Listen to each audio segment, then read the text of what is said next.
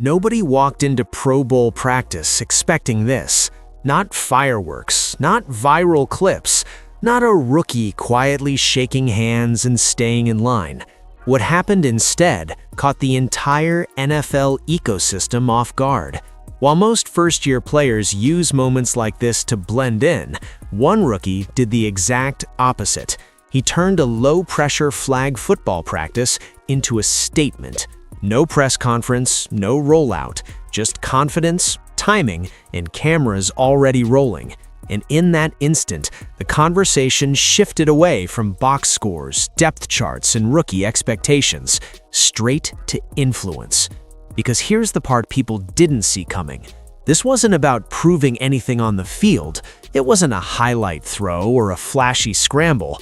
It was a move that had nothing to do with touchdowns and everything to do with control. In a space where rookies are supposed to listen more than they speak, he made himself impossible to ignore. And suddenly, the league wasn't talking about reps or reads anymore. They were talking about presence, about visibility, about how someone drafted in the middle of the pack just hijacked the spotlight without asking for permission. That's what made this moment uncomfortable for some and fascinating for others. A fifth-round rookie isn't supposed to dictate the tone of a Pro Bowl weekend. He's supposed to be grateful just to be there, quiet, observant, waiting his turn. But instead, the cameras caught something else entirely. Poise where there should have been nerves, authority where there should have been hesitation, and a confidence that didn't feel loud, forced, or desperate. It felt intentional, like this wasn't an accident, it was a plan unfolding in real time. And that's why this moment matters more than people realize, because it wasn't flashy enough to scream for attention, yet it demanded it anyway. It challenged the old hierarchy without directly confronting it. It exposed the gap between how the NFL thinks rookies should arrive and how some of them actually are arriving now. What looked like a casual Pro Bowl appearance was actually the opening move of something much bigger, and once you see it, you can't unsee it. But the wildest part? The thing everyone fixated on wasn't even the real power move. That came seconds later, quietly, confidently, and it changed the entire narrative overnight. The Pro Bowl used to mean something very specific. It was a reward you earned after years of production, a nod from the league that said you'd paid your dues. Veterans showed up, rookies watched from home, and the hierarchy stayed intact. Even now, with the game reworked into a flag football showcase, the unspoken rules haven't fully changed. First-year players, especially ones drafted outside the early rounds, are still expected to keep their heads down, soak it in, and stay out of the way. That's what made this moment feel so different, because the setting may have been casual, but the attention was anything but. What people underestimate is how powerful the Pro Bowl environment has become. It's no longer just a game, it's content. It's cameras everywhere, players mic'd up, conversations clipped and posted within minutes. Every movement gets dissected. Every soundbite travels faster than any highlight ever could. For a rookie, this is usually dangerous territory. One wrong impression and the narrative can spiral. That's why most of them try to disappear into the background. But instead of shrinking, this moment expanded, and the league wasn't ready for that. The flag football format lowered the stakes on performance, but it raised the stakes on personality. Without pads and play clocks, what stands out is how players communicate, how they carry themselves, how quickly teammates start listening. This is where leadership becomes visible in a way stats never capture, and that's exactly why this Pro Bowl hit differently. The cameras weren't catching a rookie just participating, they were catching a rookie commanding, talking, adjusting, directing traffic like he'd been there before. That contrast is what stopped people mid-scroll. A fifth-round pick operating comfortably in a space usually dominated by established names doesn't fit the traditional NFL script. There was no wide-eyed energy, no happy-to-be-here posture. It was calm, controlled, familiar. And that familiarity unsettled some viewers because it blurred lines the league relies on. When a rookie moves like a veteran, it forces everyone watching to rethink what experience actually looks like. And then there's the timing. This wasn't preseason hype or training camp optimism. This was after a full season of scrutiny, where every mistake had already been cataloged and critiqued. By the time this Pro Bowl moment happened, opinions felt locked in, which made it more disruptive. Instead of reinforcing what people already believed, it contradicted it. It planted doubt in narratives that felt settled. And once that doubt creeps in, the conversation changes. Because the Pro Bowl wasn't just a stage, it was a microscope. And under that lens, the league saw something it didn't expect to see from someone with that draft label. Not raw potential, not future promise, but present command. And once that image was out there, everything else that followed carried more weight. What happened next is where the entire weekend truly flipped, because this wasn't a flashy throw or a viral soundbite. It was a business move, dropped casually, almost quietly, in the middle of a space where nobody expected commerce at all. A signature shoe. Not a collaboration, not a player-exclusive colorway, not a one-off flex. A real, solo, branded sneaker line set to launch in April. And just like that, the NFL conversation went sideways. That's why the reaction was instant. NFL fans froze. Media scrambled. Sneaker culture leaned in.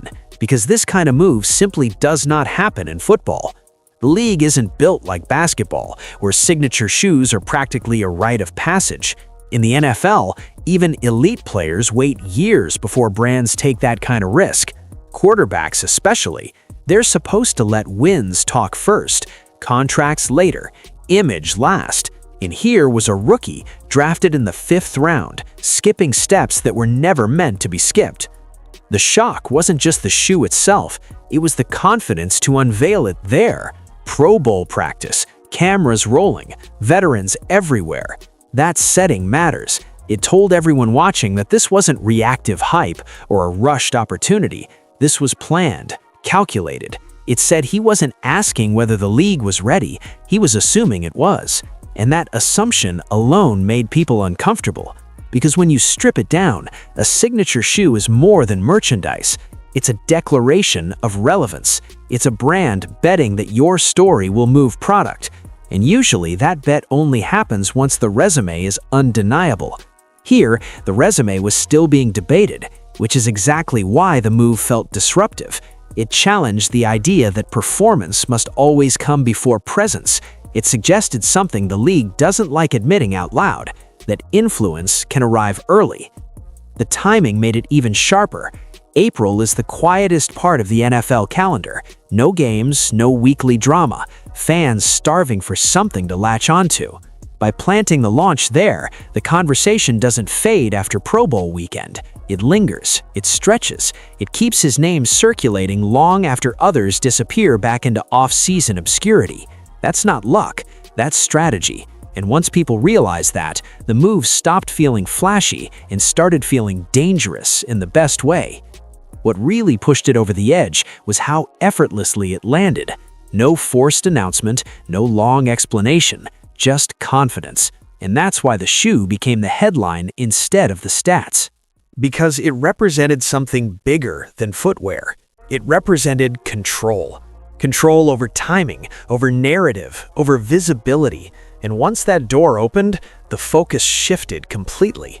But the shoe didn't create the attention out of thin air. It amplified something that was already brewing on the field, something that cameras had been quietly capturing the entire time. The shoe might have grabbed the headlines, but the real momentum came from what the Browns quietly put out next. No flashy announcement, no hype-filled captions, just raw, mic'd-up footage from Pro Bowl practice that did more damage to the old narratives than any argument ever could. Because once people pressed play, it became impossible to pretend this was just about branding or attention. What they saw didn't match the box score they had memorized. In those clips, the difference was immediate. This wasn't a rookie drifting through drills or waiting to be told where to stand. He was calling things out, reading defensive looks, adjusting receivers in real time, not generically either. Specific instructions, exact spacing, inside leverage, small details that separate someone who's trying to survive from someone who understands the full picture. And the most important part, the players around him listened instantly. No hesitation, no "who does this guy think he is" energy, just buy-in. That's where the perception shifted, because leadership is easy to talk about, but rare to capture, and this footage captured it cleanly. You could hear confidence in his voice, but not chaos, authority, but not ego. He wasn't trying to dominate the moment, he was organizing it. In one exchange, you hear him walking a receiver through a minor alignment tweak to open up a short passing lane. That's not something you fake for cameras, that's preparation meeting awareness in real time. What made it even more telling was the context. These weren't his teammates. No full season chemistry, no shared playbook history. This was a mixed group of players thrown together for a showcase event, and yet he was the one setting the tempo. That doesn't happen by accident. It happens when someone processes quickly, communicates clearly, and trusts their read enough to speak up without second guessing.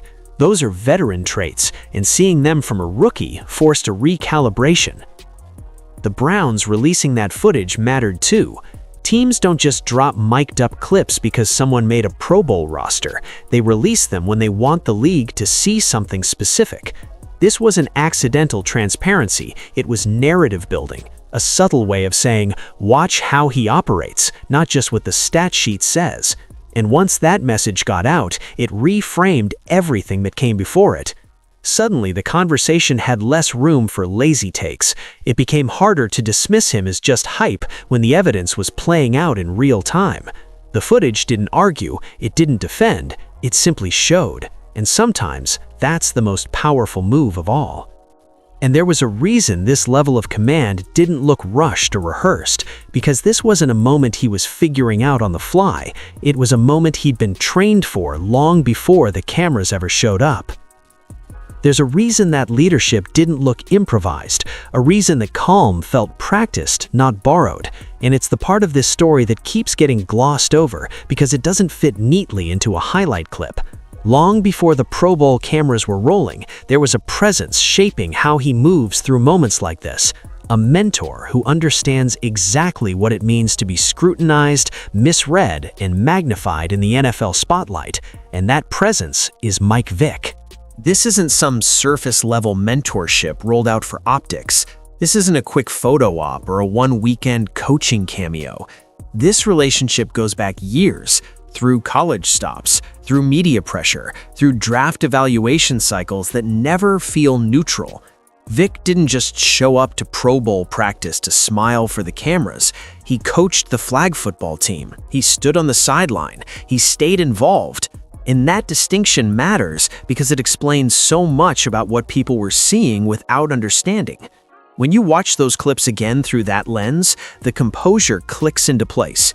Vick knows better than most how confidence gets policed differently depending on who's wearing it. He knows how easily leadership gets labeled as ego, how branding gets framed as distraction, how one wrong reaction can snowball into a narrative you never asked for. That kind of knowledge doesn't show up on a stat sheet, but it shows up in how you speak, when you speak, and when you don't. That's why the guidance here goes deeper than mechanics or footwork. It's about carrying yourself in rooms that aren't always built for you. It's about understanding the difference between being loud and being clear. And that influence was all over Pro Bowl week. The measured tone, the absence of defensiveness, the way moments were handled without escalation. This wasn't accidental maturity, it was learned restraint. And it matters who that mentorship comes from. Mike Vick understands the full weight of being a black quarterback under a microscope that never turns off. The expectations, the contradictions, the way success is celebrated one moment and questioned the next. Having someone like that in your corner isn't just an advantage, it's insulation. It gives you perspective when the noise gets loud and discipline when the moment invites excess. That's why the leadership didn't feel forced. He wasn't trying to prove anything to anyone in that Pro Bowl setting. He already knew how to stand in those spaces, how to command attention without demanding it, how to let preparation speak louder than personality. Those aren't instincts you stumble into as a rookie, they're passed down. And maybe that's why this entire moment felt sturdier than people expected, because behind the confidence wasn't entitlement, it was education.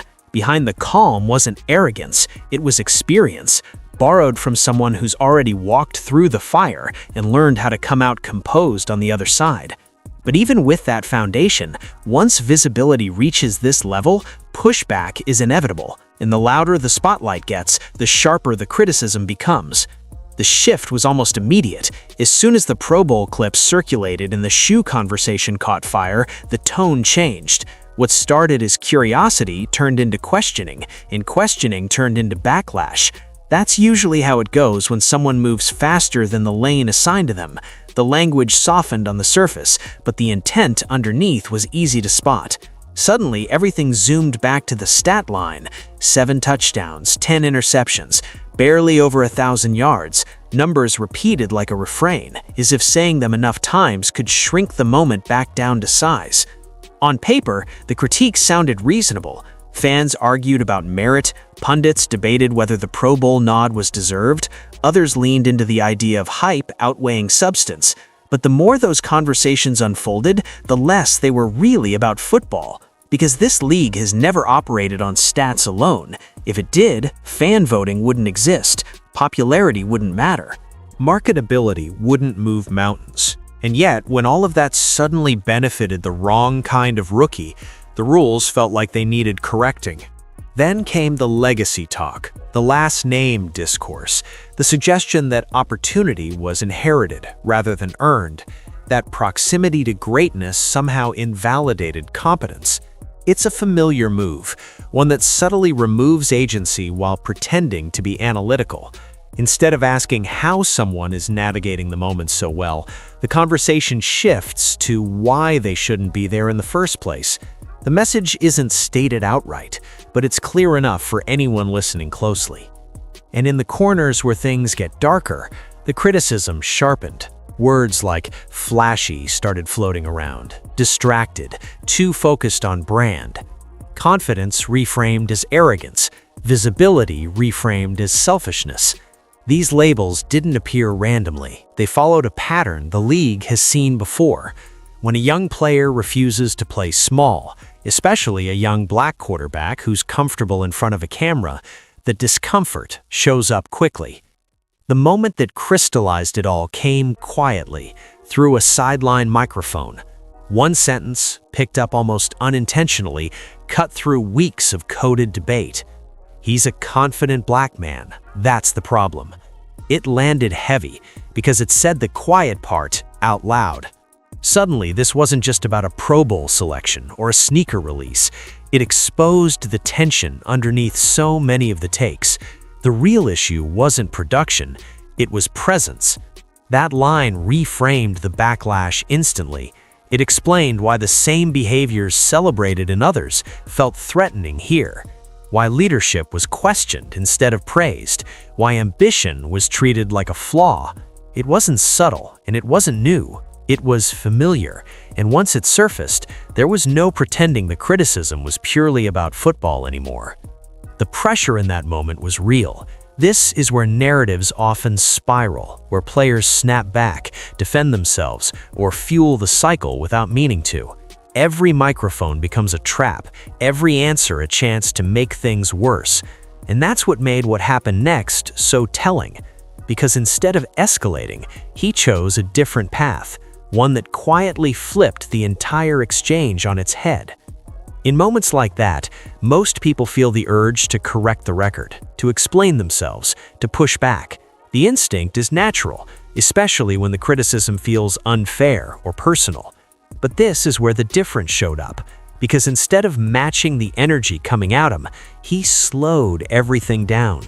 No rebuttal, no frustration, no carefully worded defense. Just one calm response that took the air out of the entire debate. It's surreal. I get to be around all these great guys. That was it. No qualifiers, no edge. And somehow, that simplicity carried more weight than any argument ever could. It reframed the moment instantly. Instead of centering himself, he acknowledged the room. Instead of feeding the narrative, he stepped outside it. The comment didn't deny confidence, but it grounded it. And in doing so, it made the criticism feel loud and unnecessary by comparison. That's what made the response so effective. It didn't try to win the conversation. It ended it. Because when you're calm in a moment designed to provoke, you expose the imbalance. The scrutiny starts to look excessive. The takes start to sound forced. And the audience, especially the neutral ones, begins to shift, not toward outrage, but toward respect. This wasn't an accident. It was awareness, knowing when silence is louder than explanation, knowing how quickly sound bites get twisted, knowing that the only thing worse than being misread is over-explaining yourself to people who already made up their minds. The response wasn't passive, it was strategic, a reminder that you don't always have to swing back to maintain control. And that control is part of the brand people keep missing. Branding isn't just logos and sneakers, it's how you move when everything's on you. It's how you carry yourself when the story turns sharp. That one sentence communicated maturity, gratitude, and confidence without triggering any of the buttons critics were waiting to press. It denied them friction, and without friction, outrage stalls. What stood out most was how quickly the tone around him softened after that, not because the critics disappeared, but because the moment passed without escalation. There was nothing to clip, nothing to spin, nothing to argue against. The heat dissipated, and while others kept debating the same talking points, he quietly moved forward. That's how narratives really shift, not through shouting, but through consistency, through showing people that their assumptions don't control your pace. And while the noise played out publicly, something else was developing behind the scenes, a larger plan that had nothing to do with rebuttals and everything to do with timing. While the public debate stayed fixed on stats and soundbites, the Browns were sending a very different message, one that didn't require a press release to be understood. You could see it in what they chose to amplify, and more importantly, what they chose not to shy away from. Teams don't accidentally elevate rookies into visible leadership moments. That kind of platforming is deliberate, and everything about how the Browns handled this stretch suggested belief, not obligation. Look at the way they framed him during Pro Bowl week. The mic'd-up footage wasn't rough or incidental. It was clean, intentional, and focused on decision-making rather than flair. That's Akeem saying, pay attention to how he thinks. Organizations protect rookies when they're unsure. They manage exposure, control narratives, and keep expectations soft. That's not what happened here. This was confidence broadcasting. A subtle signal that internally, the evaluation already looks very different from the outside noise. And it goes beyond clips. The infrastructure around him tells the same story. Coaching alignment, support staffing, communication channels. These aren't moves teams make for placeholders or long-shot experiments. They're investments designed to stabilize a future, not patch a present. You don't restructure support systems around someone you see as temporary. You do it when you believe development is inevitable, not hypothetical. What's especially telling is that this belief doesn't hinge on short-term production. The Browns aren't reacting to a hot streak or chasing a headline. They're betting on profile, on how someone handles complexity, on how they absorb pressure, on how they carry themselves when attention spikes. Those traits scale, they age well, and franchises that think long-term know those qualities matter just as much as raw output. There's also a league-wide awareness baked into these decisions. The Browns understand how football operates in 2026 and beyond. Fans don't just follow teams, they follow narratives, personalities, voices. A quarterback who can hold a huddle and hold attention off the field isn't a distraction anymore. He's an asset, and instead of fighting that reality, Cleveland is leaning into it. That's what makes this all-in posture so quiet and so powerful. There's no chest thumping, no proclamations of franchise savior status, just consistent signals, consistent trust, consistent elevation. While the outside world debates whether he's earned the spotlight, the Browns are acting like someone who already belongs in it. And that's the part critics can't easily dismiss, because teams don't lie with their behavior, they reveal their plans through action. And right now, every move suggests Cleveland sees more than a rookie with upside. They see a long-term figure, one worth building around, not just for what he'll become on the field, but for how he already resonates beyond it. Which raises a bigger question. If this is how teams are thinking now, what does that say about where the league itself is headed next? What this moment really exposed is that the NFL is quietly operating by a new set of rules, even if it hasn't fully admitted it yet.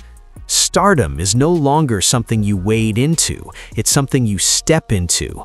And the players who understand that early are gaining an edge that stats alone can't explain. The old model said you earn visibility after production.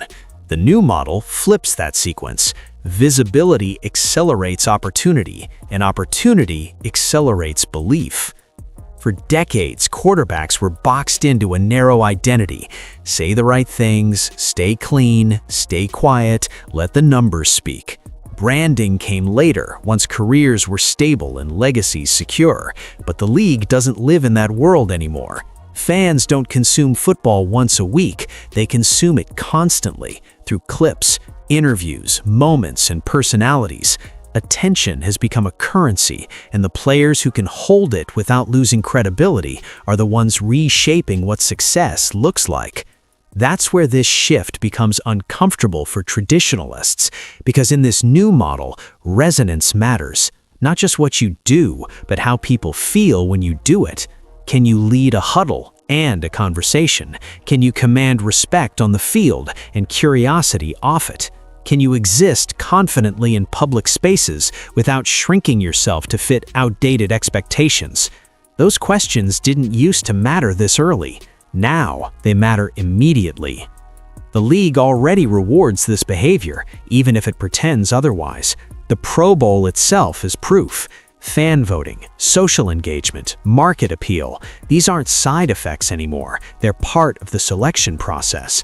So when someone thrives inside that ecosystem, it's not cheating the system, it's understanding it.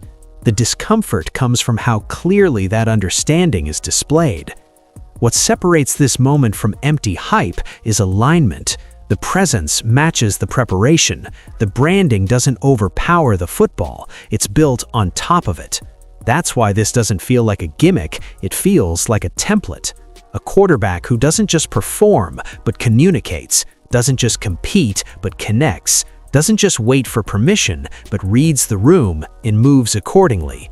And here's the part that shifts everything. This model favors players who are self-aware early, who don't confuse confidence with noise, who understand that calm can be louder than flash, that leadership can be visible without being aggressive, that influence doesn't require domination, it requires consistency. And once you realize that, the gap between expectations and reality starts to close. This is why the reaction has been so polarized, because when someone arrives already fluent in this new language of stardom, it exposes how outdated the old one has become. You can't measure this shift with passer rating alone. You measure it with attention, trust, and momentum. And once those begin to stack, everything else starts to follow. Which makes the takeaway unavoidable. This wasn't just a Pro Bowl moment, it was a preview. A glimpse into where the league is headed, whether it's ready or not. Because the future of NFL stardom isn't waiting quietly at the back of the room anymore. It's walking in early, taking its place, and changing the conversation without ever raising its voice. When you pull back and look at everything that unfolded, the mistake people keep making becomes obvious. This was never about numbers on a stat sheet. It was never about 7 touchdowns or 10 interceptions, or where someone was drafted or how fast they were supposed to earn respect. Stats explain games. They don't explain moments like this. And this moment was about arrival in a league that's quietly redefining what arrival even means. A 5th-round pick isn't supposed to cut through the noise this quickly. He's supposed to wait, improve in silence, and hope opportunity eventually knocks. That expectation still exists in theory, but reality is moving faster. What happened here showed that the league now rewards those who can command a room as much as they command a playbook. Presence isn't a bonus anymore, it's part of the evaluation. Narrative isn't a distraction, it's leverage. That's why the fixation on interceptions misses the point entirely. The league itself proved that the point had shifted. The Pro Bowl selection, the cameras, the platforming, the brand momentum, none of that happens accidentally. It happens when attention follows belief, and belief follows competence that people can feel, not just calculate. What scared some observers wasn't that the stats didn't line up yet, it was that everything else already did. This wasn't loud, it wasn't reckless, it wasn't forced, it was controlled, measured, and intentional. Walking into a space full of stars and belonging there without begging for validation. Letting actions speak instead of arguments, showing leadership without declaring it. That's why the backlash never quite landed. There was nothing to tear down without revealing more about the critics than the player himself. And that's the quiet lesson underneath all of this. The NFL is no longer just judging how you play, it's judging how you resonate, how you handle pressure, how you move when the lights find you faster than expected. And once you understand that, the rise stops looking confusing. It starts looking inevitable. So if you're still debating whether this was earned based on a stat line, you're arguing in the wrong era. This wasn't about padding numbers or chasing highlights. This was about understanding the moment and stepping into it fully, not asking for permission, not waiting for consensus, just being ready when the spotlight turned on. Because in today's NFL, arrival doesn't come when everyone agrees you're ready. It comes when you show that you already are.